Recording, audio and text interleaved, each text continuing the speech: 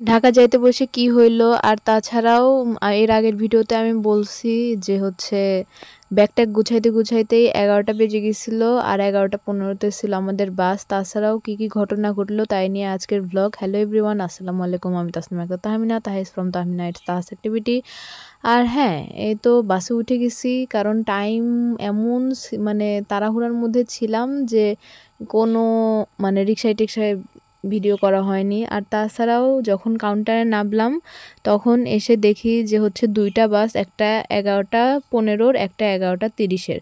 এখন কোন বাসটা আমাদের কনফিউশন। হ্যাঁ ঠিক আছে, 11টা 15 নাকি 30-এর বাস কোনটা যেন আমাদের ছিল, সেটা অনুযায়ী কাউন্টারে বললাম, তারা আমাদেরকে একটা বাসে উঠাই দিল।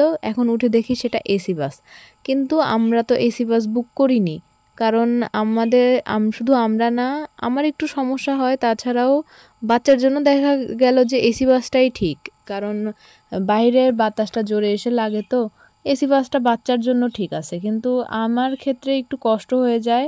আর তাছাড়াও আর এক ভাইয়া এবং ভাবি ছিল, ভাবির খুবই কষ্ট হয়ে গিয়েছিল যে এসি বাস তার সহ্যই হয় না, সে উঠে ইভেন বমি টুমিও করছে। তো তো হেল্পারকে বলা হইলো যে এক বাসের টিকিট কাটছে আরেক বাসে কেন তুলে দিলেন। পরে বলল যে আমাদের কাছে এখন ওইরকম নাই, কি করার বলেন, বাস অত অ্যাভেলেবল নাই।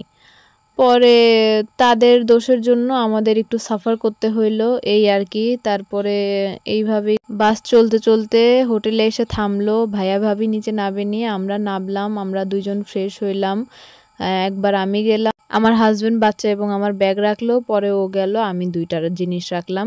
পরে ফ্রেশ হয়ে আসতে আসতে দেখি যে কোনো এমন কিছু নাই যে জিনিসটা আমরা খাইতে পারি, সব কিছু ওভার প্রাইস, যে কোনো জিনিসের দাম পরিমাণের থেকে খুবই বেশি। এইটুক কফি একটার দাম মেবি 30 টাকা ছিল।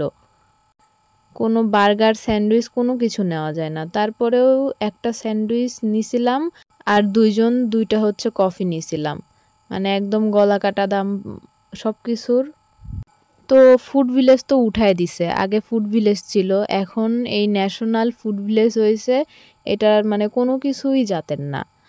আগের ফুড ভিলেজটাকে এখন মূলত অনেক মিস করি। তো যাই হোক, এখন খাওয়া দাওয়া করে মানে বাসে উঠেই খাওয়া দাওয়া করলাম, কারণ রিজনেবলের মধ্যে জিনিস খুঁজতে খুঁজতে মানে বলতে গেলে টাইমই শেষ। আর এর আগে তো হচ্ছে আমরা ওয়াশরুমে গেছি, সেখানে তো টাইম গেছে, দুইজনের ওয়াশরুমে যাইতে আলাদা আলাদা টাইম লাগছে। তো যাই হোক, এরপরে যমুনা ব্রিজ পার দিলাম, এটা হচ্ছে যমুনা ব্রিজের ফুটেজ। আমি হচ্ছে এটা মেবি সিটের থেকেই নিচ্ছিলাম, পরে আমার হাজবেন্ড বলল যে ঠিক আছে আমি সামনে গিয়ে নেই। তো ও হচ্ছে ফোন আবার রোটেট করে ভিডিও করছে, দেখতেছি। যাই হোক, ভিডিওটা ভালোই আসছে। তারপরে আবার দেখতেছি যে হচ্ছে ফোন লম্বা করে আরেকটা ভিডিও নিছে। তো যাই হোক, এখন হচ্ছে যমুনা ব্রিজ পাড়ি দিচ্ছি। যমুনা ব্রিজ পার দেওয়ার পরে তো আরও রাস্তা আছে, যদিও হচ্ছে পাবনা থেকে সিরাজগঞ্জ বা যমুনা ব্রিজ পর্যন্ত আসার রাস্তাটাই বেশি আমার যতদূর মনে হয়, আর তার আগের রাস্তাটুকু কমই, শুধুমাত্র টাঙ্গাইল পাড়ি দিতে হয়।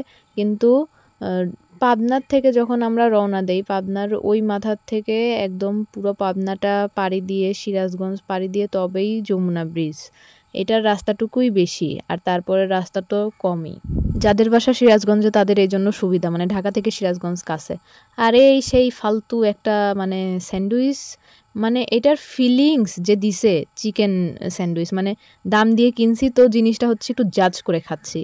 মানে কত টাকা যেন নিছিল মনে নাই, 1 মাস আগের ঘটনা, একটা স্যান্ডউইচের দাম এই জন্য মনে নাই, কফির দাম যে 30 টাকা এটা মনে আছে, এই অনেক। মানে ফিলিংসটা এমন যে চিকেন খাচ্ছি না কি খাচ্ছি জানি না। এর আগেও তো মানে এরকম হোটেলের থেকে নিয়ে স্যান্ডউইচ খাইছি, এর আগে যে ওই ফুড ভিলেজ ছিল সেটাতে চিকেনের একটা আলাদা মানে ফ্লেভারই আসতো, কিন্তু এটাতে কিছু মনে হইল না। যাই হোক, তো তারপরে পৌঁছায় বাস থেকে নামার পরে ভাইয়া একটা উবার কল দিল আর তাদের বাসায় গেলাম। অ্যান্ড আজকের ব্লগ এই পর্যন্তই, দেখা হবে ঢাকার খাই দায়ের ব্লগে।